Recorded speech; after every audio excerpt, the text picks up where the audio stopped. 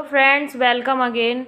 Today we will discuss about magnetic field of current loop, which is one of the application of Biot-Savart law, which I have discussed in previous video. Then we will discuss about direction of magnetic field and then about Ampere's law. So friends, let's get started. So friends, our first topic is magnetic field of current loop. तो सबसे पहले आप diagram समझ लीजिए. बिना diagram के आप ये डेरिवेशन नहीं निकाल सकते हैं. तो सबसे पहले डायग्राम समझिए. सपोज कीजिए ये मेरा कोई करंट लूप है जिसमें आई करंट फ्लो हो रही है. इसकी जो रेडियस है सपोज कीजिए वो है आर. ये सेंटर ओ है. तो इस सेंटर ओ से आर डिस्टेंस या फिर एक्स डिस्टेंस ले लीजिए. सपोज एक्स डिस्टेंस अवे एक पॉइंट पी है जिस पे मुझे मैग्नेटिक फील्ड निकालना है due to this current loop. भाई सेंटर पे तो मैं निकाल चुकी हूँ. पहली एप्लीकेशन में मैंने सेंटर पे निकाला था करंट लूप की वजह से. सेंटर में कितना मैग्नेटिक फील्ड होता है. अब बात आई कि कुछ डिस्टेंस दूरी पे मैग्नेटिक फील्ड करंट लूप की वजह से कितना होगा, हम वो निकालते हैं. तो सबसे पहले क्या बताया मैंने, ये करंट लूप है, इसमें आई करंट फ्लो हो रही है एंड इसके सेंटर ओ से एक्स डिस्टेंस अब एक पॉइंट पी है जिसमें मुझे मैग्नेटिक फील्ड निकालना है. तो सबसे पहले यहाँ पे सपोज कीजिए मैंने करंट एलिमेंट लिया एक डीएल, छोटा सा करंट एलिमेंट जैसे मैंने पिछले इसमें लिया था. तो ये क्या है, डीएल वेक्टर. डीएल एक करंट एलिमेंट है. इस करंट एलिमेंट पे देखेंगे हम, इस करंट एलिमेंट की वजह से यहाँ पे कितना मैग्नेटिक फील्ड है with the help of Biot Savart law. And then हम पूरे उस मैग्नेटिक फील्ड का इंटीग्रेशन लगा देंगे पूरी इस करंट लूप के लिमिट लगा के. समझ गए आप लोग. तो यहाँ पे निकालने के लिए सबसे पहले यहाँ की डिस्टेंस पता होनी चाहिए कितनी हो गई. ये देखिए एक ट्रायंगल बन गया, ये वाली साइड आर, ये वाली side x. Then this will be under root R square plus x square. समझ गए आप लोग. ऐसे ही इधर होगा. सपोज कीजिए स्मॉल आर है, सो क्या हो जाएगा, small r will be equals to under root R square plus x square. समझ गए आप लोग. ये भी स्मॉल आर, ये वाली डिस्टेंस भी कैपिटल आर. करंट जा रही है, आई फ्लो हो रही है, इधर से भी आई होगी. ठीक है. तो यहाँ पे अब समझिए करंट क्या होगा यहाँ पे, मैग्नेटिक फील्ड क्या होगा यहाँ पे.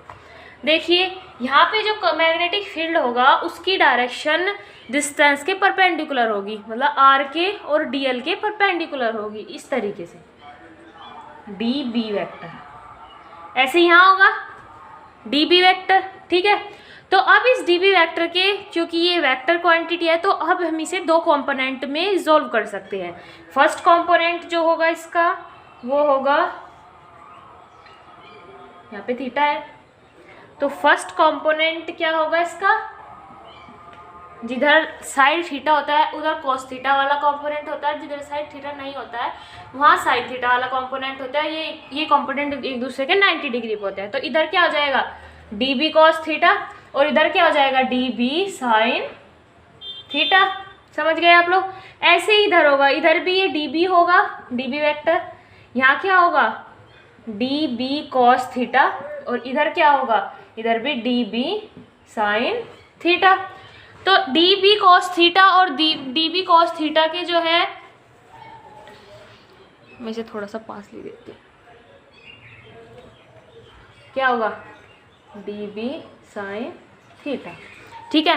तो डी बी कॉस थीटा एक दूसरे के अपोजिट डायरेक्शन में है, तो ये एक दूसरे के मैग्नीट्यूड को कट कर देंगे. तो यहाँ पे डी बी कॉस थीटा वाला जो कंपोनेंट है उसकी वैल्यू इस पूरे मैग्नेटिक फील्ड के लिए क्या हो जाएगी 0. तो यहाँ पे साइन थीटा वाला बचा. तो मेरे पास D B is equals to क्या आया, D B is equals to आया मेरे पास डी बी साइन थीटा. तो ये क्या है, ये मैग्नेटिक फील्ड है इस छोटे से करंट एलिमेंट की वजह से, डीएल की वजह से एट पॉइंट पी. और मुझे इस पूरे करंट लूप की वजह से निकालनी है. तो क्या मैं इसका इंटीग्रेशन कर दूं, तो मैंने इसका इंटीग्रेशन कर दिया. तो यहाँ पे डी बी की वैल्यू लिख देती हूँ मैं बायोट-सावर्ट लॉ.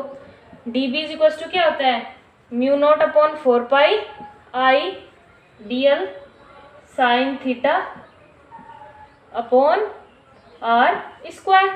तो यहाँ पे थीटा कितना है 90 डिग्री। भाई ये थीटा क्या है यहाँ पे, ये वाला DL और I के बीच में थीटा कितना है यहाँ पे, क्या हो गया 90, तो ये क्या हो जाएगा 90 रखते ही 1, तो ये क्या हो जाएगा dB equals to mu not upon 4/IDL upon r²। ये वैल्यू मैं यहाँ पे रख देती हूँ। Then B will be integration mu not upon 4/IDL upon r²। और साइन थीटा की वैल्यू यहाँ पे कितनी बनेगी, ये एंगल 90 इस ट्रायंगल में और ये थीटा, तो sine theta will be equal r upon r। समझ गए आप लोग। तो यहाँ पे देखिए क्या क्या चीज़ बाहर आ जाएगी, म्यू नॉट बाहर अपॉन 4 बाहर, I बाहर, r अपॉन r³ बाहर, अंदर क्या बचा इंटीग्रेशन ऑफ dl। इस इंटीग्रेशन ऑफ dl मतलब इस पूरे करंट लूप की लंबाई, छोटे छोटे dl मिलके क्या बनाते हैं पूरा करंट लूप। और ये क्या है, ये एक सर्कल है जिसकी रेडियस r है, तो इस करंट लूप की लंबाई कितनी हो गई, integration of dl is equals to 2πr। समझ गए। तो ये रख दीजिए value mu not upon 4πI r upon r³, और ये क्या हो गया 2πr। तो ये वैल्यू आप रख दीजिए और r की भी रख देंगे, इस वाले r की वैल्यू क्या है √r² प्लस r²। तो ये वैल्यू मैं पूरा रख देती हूँ। तो b इजिकल्स टू क्या आ जाएगी mu naught upon 4π 2πI r² upon r³ की जगह वैल्यू रख दीजिए, तो कितना आ जाएगी r² प्लस r² की whole power 3/2। This is the magnitude of magnetic field due to this current loop at any distant point P। समझ गए आप लोग। तो अब मैं इसके केस देख लेती हूँ। और अगर मैं बात करूँ कि n टर्न्स के लिए कितनी होगी, फॉर n टर्न्स का कहने का मतलब है इस करंट लूप के n टर्न्स है, तब वहाँ पे मैग्नेटिक फील्ड कितना होगा, तो कितना हो जाएगा सिंपल है, बस इसमें n की मल्टीप्लाई हो जाएगी। तो mu not upon 4π into n into 2πI r² upon r² plus r² की होल पावर 3/2। ये है फॉर n टर्म्स। समझ गए आप लोग। अब हम इसके केस डिस्कस करते हैं। सो और फर्स्ट केस इज कि अगर ये वाला पॉइंट P खिसक के यहाँ पे सेंटर पे आ जाए, इसका मतलब कहना क्या चाह रहा है मैथमेटिकली, तो लिख देती हूँ मैं at the centre of loop. Centre of loop पे क्या हो जाएगा x विल बी, x किसके इक्वल होगा भाई, जब ये x डिस्टेंस 0 होगी तभी तो ये पॉइंट P पॉइंट O पे आएगा, तो x will be 0। Then B will be mu not upon 4π 2πI r² upon यहाँ पे क्या हो जाएगा, सॉरी ये तो x² है, सॉरी गाइज यहाँ पे r की जगह x² था, ठीक है। तो यहाँ पे x की जगह 0 रख दिया, तो ये क्या हो जाएगा r³, ठीक है। अब इससे आप इसे कट कर दीजिए, तो ये क्या बचेगा म्यू नॉट अपॉन पाई से पाई कट हो जाएगा, 2 से 2, तो क्या हो जाएगा mu not I upon 2r, ठीक है। और फॉर n टर्न्स के लिए क्या होगा, ये तो हो गया b, और for n turns b will be mu not n I upon 2r। समझ गए आप लोग, ठीक है। ये हमारा केस नंबर फर्स्ट था। अब हम केस नंबर सेकंड की बात करते हैं। केस सेकंड है कि अगर ये P पॉइंट जो है वो सेंटर से बहुत दूर हो जाए, बहुत दूर होने का मतलब है कि x बहुत ज़्यादा बड़ा हो जाए r से, क्योंकि B हमारा क्या आया था म्यू नॉट अपॉन 4π इंटू 2π, मैं n टर्न्स के लिए लिख देती हूँ n I r² upon r² plus x² की होल पावर 3/2। समझ गए, ये था ना हमारा B। तो अब वेरी लार्ज डिस्टेंस के लिए क्या है, x very very greater than r, that means जो इस वाली की अगर मैं बात करूँ तो इसके कहने का मतलब है कि जो R square plus x square वाली टर्म है वो लगभग इक्वल हो जाएगी एक्स स्क्वायर के, क्योंकि इसकी तो वैल्यू छोटी हो गई ना बहुत ज़्यादा, इससे ये बड़ी हो गई तो इस पर खासा कोई इफेक्ट नहीं पड़ेगा, तो इसकी लगभग वैल्यू हो जाएगी एक्स स्क्वायर के equal. Then B will be mu not upon 4 pi 2 pi n I R square, और इसके पूरी की जगह एक्स स्क्वायर, देन ये 1/2 से कट जाएगा, then it will be x cube.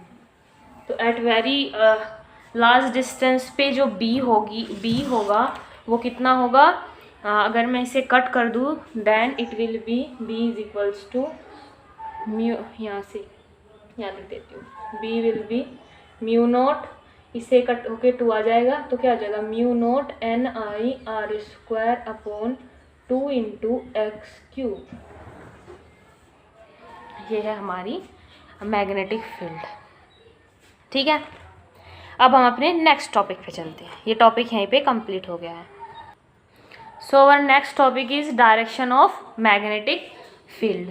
सो इसमें भी हम पहले डायरेक्शन देखेंगे। अगर एक स्ट्रेट वायर में जो है करंट फ्लो हो रहा है तो उसकी वजह से वहाँ पे डायरेक्शन क्या होगी मैग्नेटिक फील्ड की, फिर हम देखेंगे कि लूप में क्या होगी। तो सबसे पहले हम देखते हैं स्ट्रेट वायर के लिए।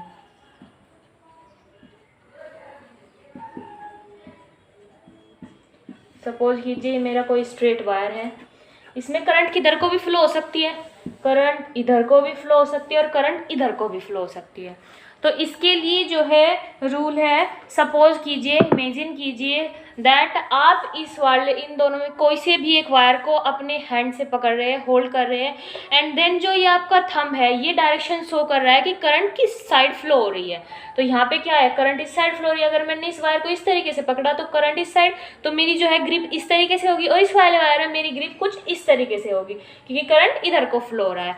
देन जिस डायरेक्शन में आप अपनी फिंगर्स फोल्ड करेंगे वही डायरेक्शन हमारी होगी मैग्नेटिक फील्ड की direction. That means imagine we are holding this wire in a grip in our right hand so that thumb is in the direction of current, then our fingers represent the magnetic field lines। तो इधर को magnetic field lines किस तरीके से होगी, जैसे मेरी finger इस तरीके से फोल्ड होगी, तो मैग्नेटिक फील्ड लाइंस किस तरीके से, मैग्नेटिक फील्ड लाइंस की डायरेक्शन है इस तरीके से, इस तरीके से। समझ गए आप लोग। और अगर मैं इस वाले वायर की बात करूँ, ये देखिए मेरी फिंगर्स की साइड फोल्ड हो रही है इस साइड, दैट मीन्स अब की बार जो करंट वो मैग्नेटिक फील्ड की डायरेक्शन होगी वो होगी इस साइड। समझ गए आप लोग।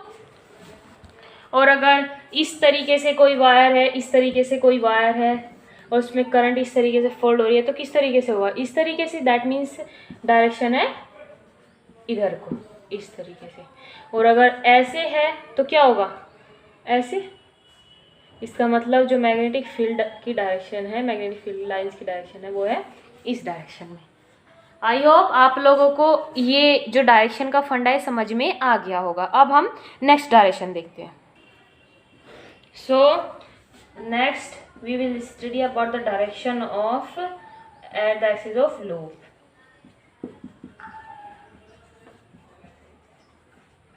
ओके, सपोज कीजिए ये कोई लूप है, करंट लूप, इसमें डायरेक्शन इस तरीके से फ्लो हो रही है, ये लूप है, ठीक है। ये कोई लूप है, करंट लूप, जिसमें डायरेक्शन इस तरीके से फ्लो हो रही है, ठीक है। तो अभी मैं देखना चाह रही हूँ कि ये इन दोनों की डायरेक्शन किस तरीके से, मतलब ये दोनों लूप किस तरीके से बिहेव करेंगे। तो इस रूल के लिए भी आपको अपना राइट हैंड यूज़ करना है।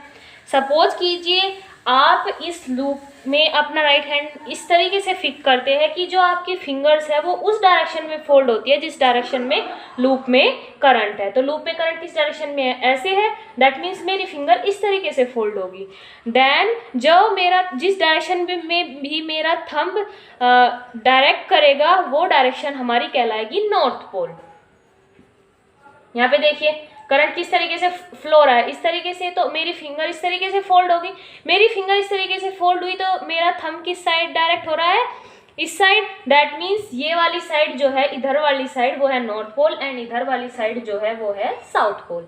ऐसे ही इसमें देखिए इसमें करंट किस तरीके से फ्लो हो रहा है, ऐसे फ्लो हो रहा है, दैट मीन्स अब की बार जो मेरी उंगलियां है वो कुछ इस तरीके से फोल्ड होगी, क्योंकि जो करंट है वो इस तरीके से फ्लो हो रहा है, इस तरीके से, तो मेरी उंगली भी इस तरीके से फोल्ड होगी। तो मेरा थंब इस बार इधर को डायरेक्ट कर रहा है, इसका मतलब इधर को डायरेक्ट किया, देन इधर जो हुआ वो हो गया नॉर्थ पोल, एंड इसके पीछे क्या हो गया, साउथ पोल। तो आप लोगों को सिर्फ ये जो है ये थंब रूल ध्यान रखना है, राइट हैंड रूल ध्यान रखना है। Okay guys, so I hope आप लोगों को ये डायरेक्शन का फंडा समझ में आ गया होगा। आगे बहुत यूज़ आने वाला है ये, और इससे पहले जो टॉपिक मैंने कराया है वो भी आप लोगों को क्लियर हो गया होगा। अगर नहीं क्लियर हुआ है तो आप एक बार इस वीडियो को दोबारा देखिए। अगर फिर भी आप लोगों को कोई डाउट आ रहा है तो आप मुझे कमेंट बॉक्स में बता सकते हैं, मैं नेक्स्ट वीडियो में इस बारे में चर्चा करूँगी।